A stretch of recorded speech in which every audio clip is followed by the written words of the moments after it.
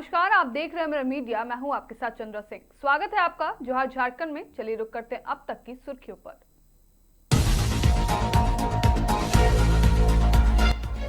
श्रावणी मेले के पहले सप्ताह में 10 लाख से ज्यादा श्रद्धालु। सुरक्षा और व्यवस्था पर प्रशासन का दावा।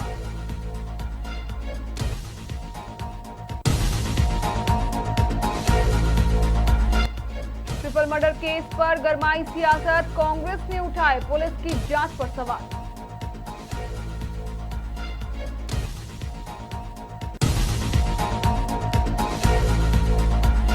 राजकमल मेंशन मार्केट विवाद। 2011 के कोर्ट आदेश के समान अनुपालन की मांग। दुकानदारों ने की निष्पक्ष जांच की मांग।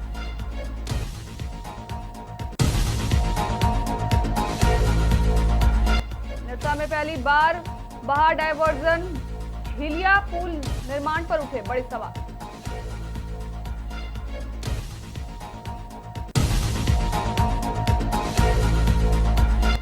हजारीबाग में वज्रपात का कहर। खेत में काम कर रहे दंपत्ति की दर्दनाक मौत।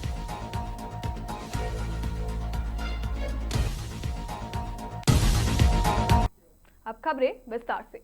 देवघर में आयोजित राजकीय श्रावणी मेला 2026 के पहले सप्ताह में श्रद्धालुओं की भारी भीड़ उमड़ी है। जिला प्रशासन के अनुसार 30 जुलाई से लेकर 5 अगस्त तक 7 दिनों में 10,05,885 श्रद्धालुओं ने बाबा बैद्यनाथ मंदिर में जलार्पण किया। इनमें 23,130 श्रद्धालुओं ने शीघ्र दर्शन कूपन के माध्यम से बाबा के दर्शन किए। वहीं पहले सप्ताह में बाबा मंदिर की 86,85,162 रुपए की आय प्राप्त हुई। उपायुक्त सौरभ कुमार भुवानिया और पुलिस अधीक्षक प्रवीण पुष्कर ने संयुक्त प्रेस वार्ता में बताया कि श्रद्धालुओं की सुरक्षा और सुविधा के लिए पूरे मेला क्षेत्र में 597 मजिस्ट्रेट एवं पदाधिकारी, 6,763 पुलिसकर्मी, 925 सीसीटीवी कैमरे, 225 एआई कैमरे और 5 ड्रोन कैमरे लगातार निगरानी कर रहे हैं। स्वास्थ्य सेवाओं के लिए 35 अस्थायी स्वास्थ्य केंद्र, 111 चिकित्सक, 470 पैरामेडिकल कर्मी और 40 एम्बुलेंस तैनात है। अब तक 33,000 से अधिक श्रद्धालुओं का इलाज किया जा चुका है।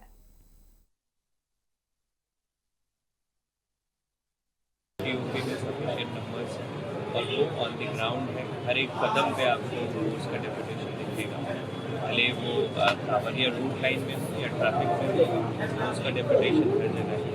साथ ही साथ जितने भी पुलिसकर्मी हैं कांवरियों को हेल्प करने के लिए पूरी कोशिश कर रहे हैं। आपने देखा होगा कि कुछ दिव्यांग कांवरिया के जो जलार्पण के लिए तो उनको जो पुलिसकर्मी वहाँ पर बने रहते हैं उससे उनका जलार्पण कर रहे हैं। तो एक सेवा भाव से पुलिसकर्मी जो देश में कोशिश कर रहे हैं। साथ ही साथ प्रॉब्लम चोर उचकों की आ रही है, बाहर से आके यहाँ पे क्राइम कर रहे हैं, तो उसके लिए हमने कुछ सिविल दस्ता बनाए हैं। कांवरियों के बेस पे पुलिस वाले रहेंगे और नज़र रखेंगे। साथ ही साथ हमारी सीसीटीवी का एक्सेस हर जगह पे है, तो सीसीटीवी भी हम लोग जो हमारी बैकएंड में टीम सीसीटीवी को भी मॉनिटर कर रही है, वॉच कर रही है और हमें ऐसा कोई दिखता है तो जरूर इसमें कार्रवाई। हजारीबाग के बहुचर्चित ट्रिपल मर्डर केस को लेकर एक बार फिर सियासत तेज हो गई है। घटना के 4 महीने से अधिक समय बीत जाने के बावजूद मामले का खुलासा नहीं होने पर कांग्रेस नेता अकेला यादव ने पुलिस प्रशासन और राज्य सरकार की कार्यप्रणाली पर गंभीर सवाल उठाए हैं। अकेला यादव का कहना है कि इतने चर्चित हत्याकांड में अब तक आरोपियों की गिरफ्तारी और मामले का खुलासा नहीं होना कानून व्यवस्था पर सवाल खड़े करते हैं। उन्होंने इस पूरे मामले की निष्पक्ष और उच्च स्तरीय जांच की मांग करते हुए कहा कि इसकी जांच सीआईडी या सीबीआई जैसी स्वतंत्र एजेंसी से कराई जानी चाहिए ताकि पीड़ित परिवार को न्याय मिल सके और सच्चाई सामने आ सके। कांग्रेस नेता ने आरोप लगाया है कि मामले में अपेक्षित कार्रवाई नहीं होने से झारखंड सरकार और गठबंधन सरकार की छवि प्रभावित हो रही है। उन्होंने हजारीबाग पुलिस की कार्यशैली पर भी सवाल उठाते हुए कहा कि पुलिस की निष्क्रियता और जांच में हो रही देरी के कारण आम लोगों का भरोसा कमजोर हो रहा है।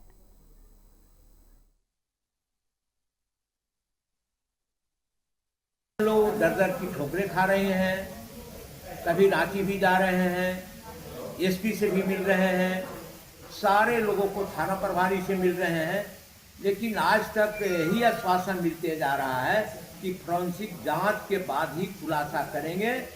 और यदि जो प्रथम दृष्टया ने पुलिस कहता है कि पानी में डूबने से मरा है, तो बिल्कुल ये गलत है। कारण जो मैं फोटो देखा हूँ, डेड बॉडी कहाँ पड़ा हुआ है, मैं फोटो देखा हूँ कि सुपली भर पानी नहीं था, वहीं 2 लड़की और 1 लड़का का डेड बॉडी मिला है। तो पानी में डूबने का सवाल ही नहीं पैदा होता। धनबाद के प्रतिष्ठित राजकमल मेंशन मार्केट को लेकर 15 साल पुराना विवाद एक बार फिर गर्मा गया है।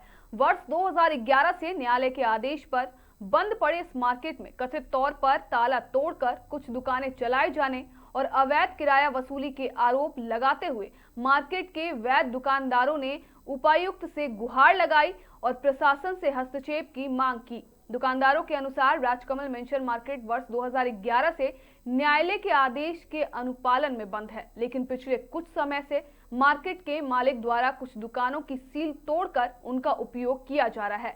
आरोप है कि कुछ दुकानों को किराए पर देकर उनसे अवैध रूप से राशि की वसूली की जा रही है। दुकानदारों ने स्पष्ट किया है कि कानून के समक्ष सभी नागरिक समान हैं। अब देखना होगा कि प्रशासन इस मामले में क्या कदम उठाती है।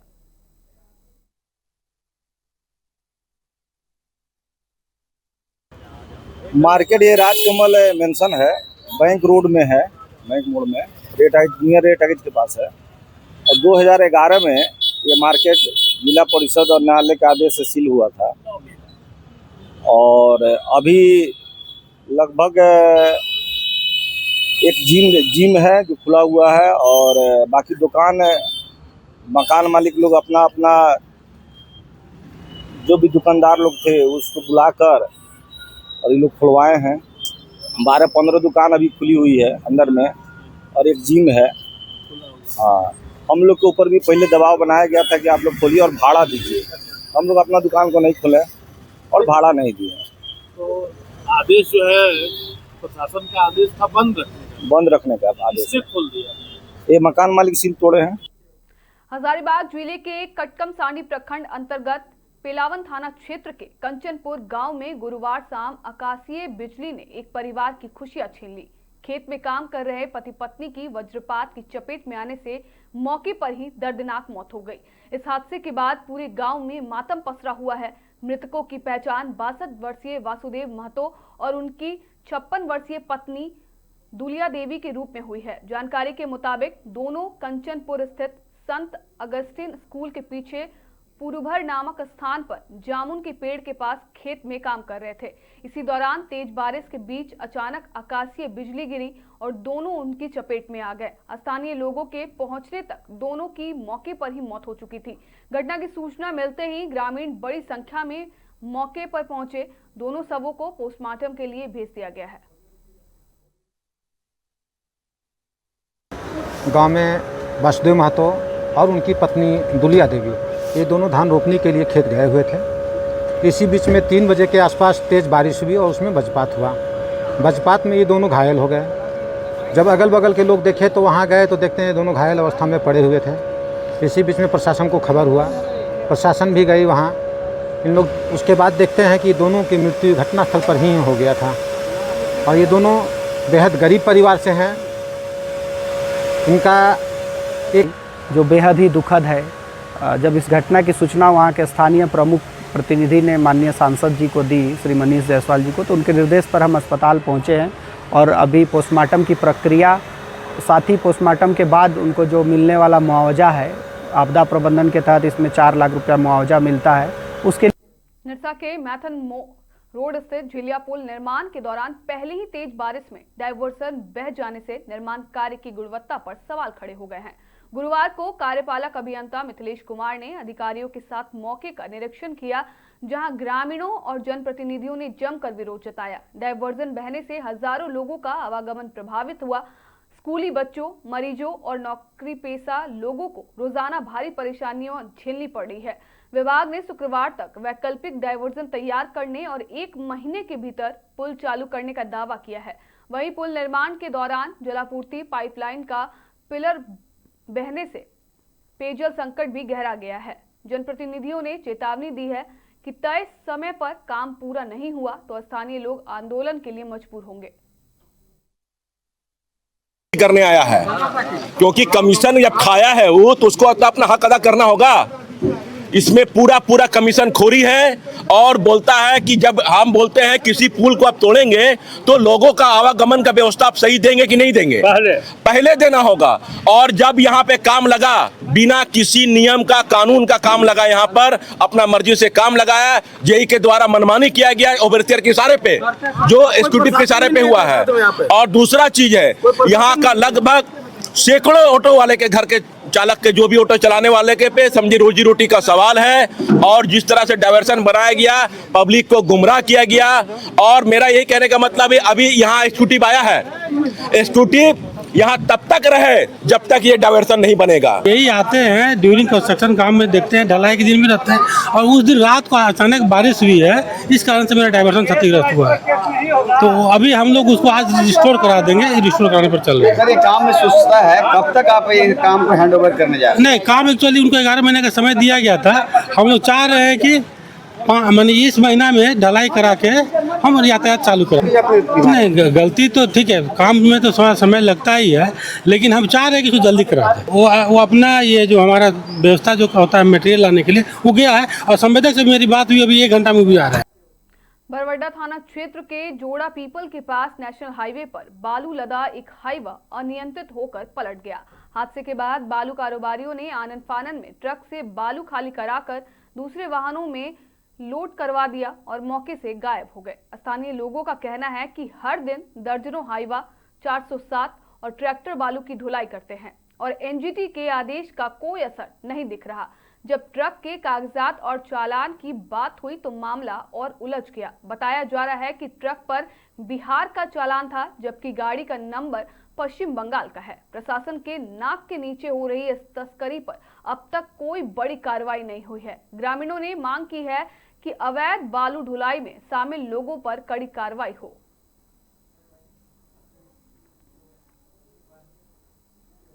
रांची के राहे थाना क्षेत्र से हत्या की वारदात का पुलिस ने खुलासा कर दिया है। पारमडी डुगरी टोला में हुई हत्या के मामले में पुलिस ने 3 आरोपियों को गिरफ्तार कर लिया है। आरोपियों की निशानदेही पर हत्या में इस्तेमाल किया गया फरसा भी बरामद कर लिया गया है। पुलिस की पूछताछ में आरोपियों ने हत्या में अपनी संलिप्तता स्वीकार की है। पुलिस के अनुसार आरोपी पैसों की तंगी से जूझ रहे थे और लूट की योजना बना रहे थे। इसी दौरान तीनों शराब के नशे में फरसे से हमला कर युवक की हत्या कर दी गई। घटना के बाद आरोपी मौके से फरार हो गए थे। पुलिस ने तकनीकी और मानवीय साक्ष्यों के आधार पर तीनों को गिरफ्तार कर लिया।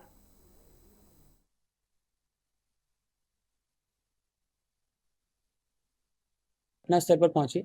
घटनास्थल पहुंचने के बाद देखा गया कि जो व्यक्ति थे उनका गला रेता हुआ था और उनके हाथ पर एक टैटू का निशान बना हुआ था। उसका सत्यापन करने के लिए हम लोगों ने जितने भी निकटतम थाने थे हमारे ज़िले के और ज़िला के अलावा रांची ज़िला के अलावा जितने भी अगल बगल ज़िला थे सभी में संपर्क किया गया। संपर्क करने के उपरांत उस व्यक्ति की पहचान कंचन महतो के नाम तौर पर हुई, जो कि सिल्ली थाना के रहने वाले थे। और उसके उपरांत जब हमारी टीम के द्वारा वहाँ पर जितने भी फिजिकल एविडेंसेज हैं और जितने भी विटनेसेस हैं उनको एग्जामिन किया गया तो 3 व्यक्तियों का नाम सामने आया, जिसमें सबसे पहला नाम था रमन दास, दूसरा व्यक्ति का नाम था फागू तेली, तीसरे व्यक्ति का नाम था पश्ची कुमार दास। इन तीनों व्यक्तियों को जब हम लोगों ने छापेमारी की तो तीनों व्यक्तियों को गिरफ्तार किया और गिरफ्तार करने के उपरांत हम लोगों ने इनसे पूछताछ की। पूछताछ के क्रम में ये जो पूरा मामला था वो समझ में आया। हुआ इसमें यह था कि 4 तारीख की रात्रि में इन लोगों ने एक जगह पे गए थे राहे थाना अंतर्गत। वहाँ पर ये लोग दिन से ही साथ में थे और इन्होंने एक योजना बनाई थी 4 तारीख को कि सिल्ली थाना अंतर्गत एक पतरातू गाँव है, वहाँ पर ये लोग चोरी करने का प्लान कर रहे थे। चारों लोग जो मृतक हैं और इसके अलावा जितने भी 3 अभियुक्त हैं, इन लोगों ने ऑलरेडी चोरी की योजना बना चुके थे और दिन में एक जगह पर बैठकर नशे का सेवन कर रहे थे। उसमें दारू वारू ये लोग पी रहे थे साथ में और ये लोग वहाँ पे थे ही। साथ ही में जैसे ही वहाँ पे काफ़ी समय हो गया, रात्रि के 9 या 10 बज गए, तभी जो मृतक है कंचन महतो और बाकी जितने 3 अभियुक्त हैं इन लोगों के बीच में बहसी स्टार्ट हो गई कि चोरी करनी है कि नहीं करनी है। इसी क्रम में जो कंचन महतो हैं उनके द्वारा बताया गया कि जो चोरी की योजना है उसको वो नहीं करना चाहते हैं और इसे बैकआउट करना चाहते हैं। इसी को लेकर जो इसमें मेन अभियुक्त है रमन दास, उसके पास में एक फरसा था और फरसे से उसने गला रेतना स्टार्ट किया और जो बाकी जो दोनों व्यक्ति थे उसने उसका जो पैर था और हाथ था वो पकड़ लिया और वहाँ पर उसकी गला रेत कर हत्या कर दी। फिलहाल के लिए इतना ही। बाकी तमाम खबरों के लिए बने रहें मिरर मीडिया के साथ।